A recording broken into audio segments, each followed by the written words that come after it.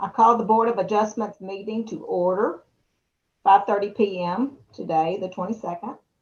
And Josh, do you want to do the pledge?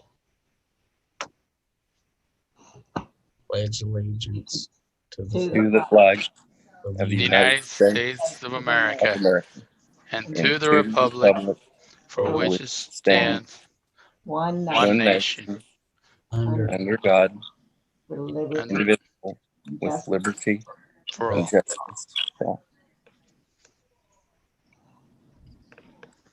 Now, the Roll call. minutes, do I do that next? Yep. I move that the reading of the minutes for February the 22nd be waived and that the minutes of the meeting as prepared by staff be approved as written. Second.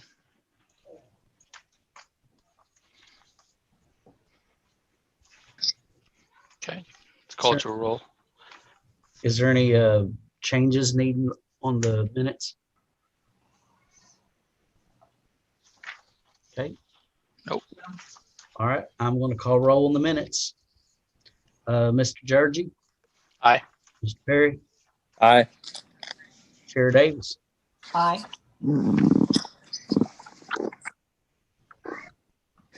Okay, I guess next on the agenda is the Alvin Barkley. Does one of you guys want to read that? Sure. I move that this board remove from the table case USE 2021-001 pertaining to 5235 Alvin Barkley Drive. I further move that the case be removed from the agenda at the request of the applicant. Thank you. We have a second? Second. This was the proposed huts on the corner of Alvin and North Friendship. They submitted in writing that they wish to withdraw their petition. So since it was advertised illegally, we had to take it off the table to remove it from the agenda, and that's what this motion does. Okay. I have no questions. Hey, Josh. Yep. Would there be just like one moment where we could just thank everyone that in the process that did come before the board and spoke from all different perspectives, the developers and the residents and the citizens? Would that be just right now at a time appropriate to do that, or? Go ahead. Okay, well, that was basically it. And I get sometimes when I know that we're just being recorded and I get all tongue tied, but it was probably one of the more important decisions that we were potentially tasked with being faced, and sometimes comes before the board. And I know I think I speak for all of us that a lot of times when we're listening to people out there, you all that maybe are listening tonight or that came in the past or years past, we don't always say something because we want to get all the information in, and you can't, if you say something, then that could be prejudicial. But I listened intently, and before the meeting, I had personally been to the site in years past. I know most of the time the things that we vote on, a lot of us have driven there because all of us live in this community. We go by and we see the sites. So I think one thing that was on my heart is I think a lot of times I may get parliamentary procedure confused, and maybe I haven't served,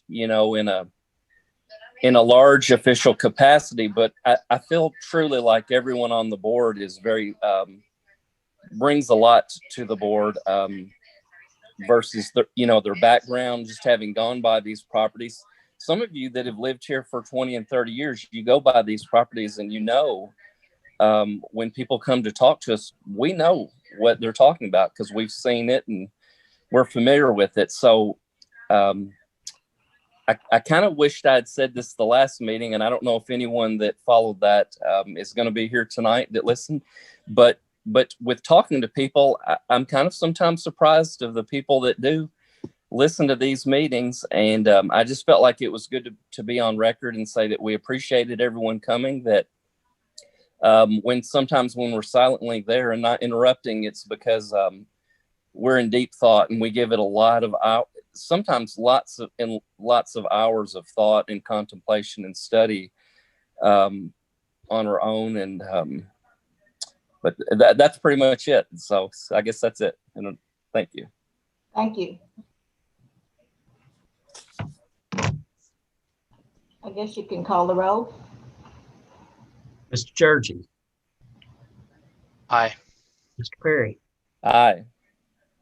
Chair Davis. Aye. Ready for the next one? Mr. Georgie, would you read the 120 South 12th Street? Very well. Got you tonight. I could read the first one too. No. All right. I move that this board receive and file the application of James Herzog for approval for tractor trailers and other large trucks to back onto the right of way at 120 South 12th Street. I further move that the requested variance arises from special circumstances which do not generally apply to land in the general vicinity or in the same zone, and the strict application of the provisions of the regulation would deprive the applicant of the reasonable use of the land or would create an unnecessary hardship on the applicant. And the circumstances are not the result of actions of the applicant taken subsequent to the adoption of the zoning regulation for which relief is sought. I further move that the variance be approved. Thank you. Sir, Can I, There a second? can I second stuff? Yeah. Sure can. Okay, I second it. Okay. Very good. So we can start discussion. Sure. So what this petition is for a 6,000 square foot facility to allow larger trucks and semis to back onto the right of way at South 12th Street. The reason being is because the alley is 15 foot wide on the opposite side and semis can't make that turn. Plus there's a grade change there of 18 to 24 inches. I did talk to the city engineer who has gave his initial approval to this. So, and that was one of the key points that I initially was worried about, since when I say they, engineering department has purview over the right of way, but they are actually good with this petition. So Mr. Goins is also here with the petitioner's professional representative to answer anything else and add anything that you all need.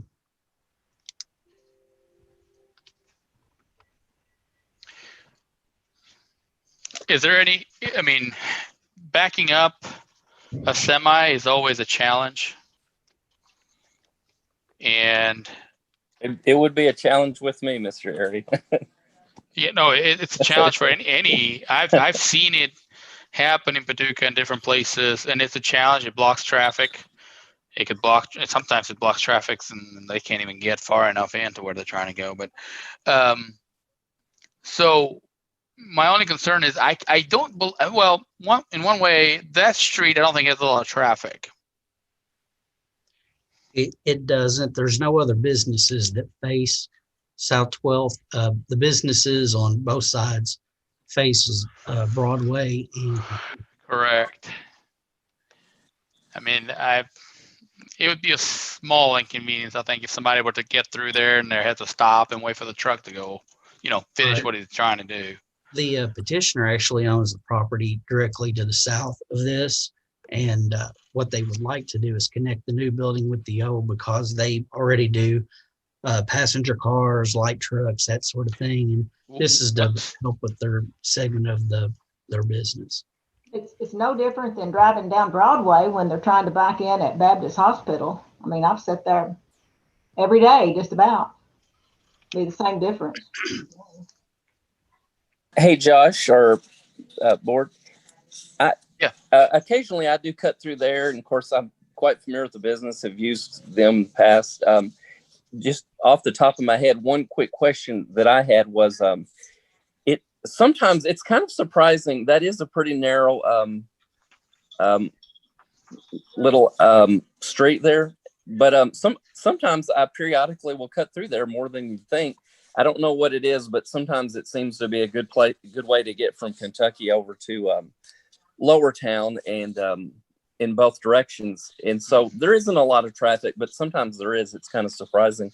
But one of my quick questions was, I wondered if they would be unloading, like in the evening hours, like in the winter when it gets dark after 5, and if they were, if there would be any need to have like extra lighting, just so, because some people, they'll fly down Kentucky and they'll zoom right in there, and I just wanted to make sure they could see it when they were backing in. I don't know if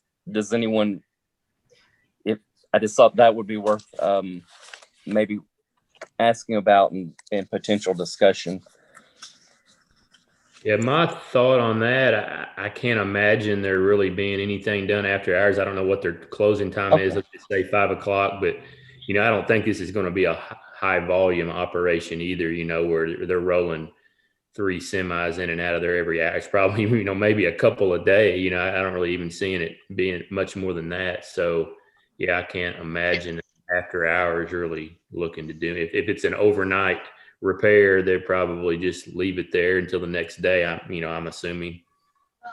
Oh, okay. So in the city of Paducah, semis can drive to and through this location today. Is that correct? The city doesn't have I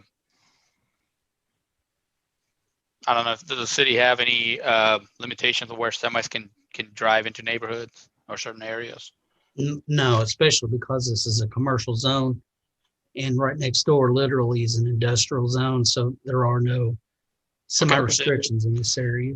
That's fine. It is an odd, you usually see that, somewhere larger highways instead of, right in the middle of the city. But I totally understand. That makes sense. I was curious if there were any, I don't want any other potential issues that could develop with semis kind of having to go there, because knowing that's a place where they can get fixed or can get service for whatever reason, instead of going somewhere by the interstate or the highways or somewhere else where it's not inside the city. Right. This is a case of trying to make the best use of a lot within the dense urban core. I understand. And I think we've all kind of focused on semi trailers, which I probably have too. And I don't think that's what this is limited to. It may just be, oversized vehicles that don't fit in their current bays, so it may not all be tractor trailers. It could be a box truck or right, something with big trailer or something along those lines as well. Okay.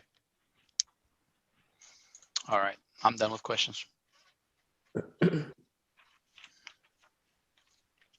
Thank you. Yes, we're done, Josh. Appreciate it. Okay, let's go ahead and put it to vote. Okay, I'm making one quick note. Nope, you're fine. All right. Chair Davis, are we ready for roll call?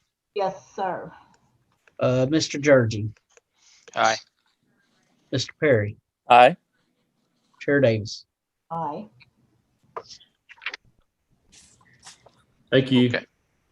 Thank you, Josh. sir. Cool. We're adjourned at 5:44.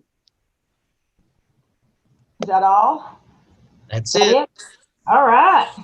Thanks, Does guys. Alberta not get a gavel? Yeah, I was gonna wonder, Alberta, you gonna let us go, or you want us to hang out for a while? No, I'm gonna let you go because I need to go eat.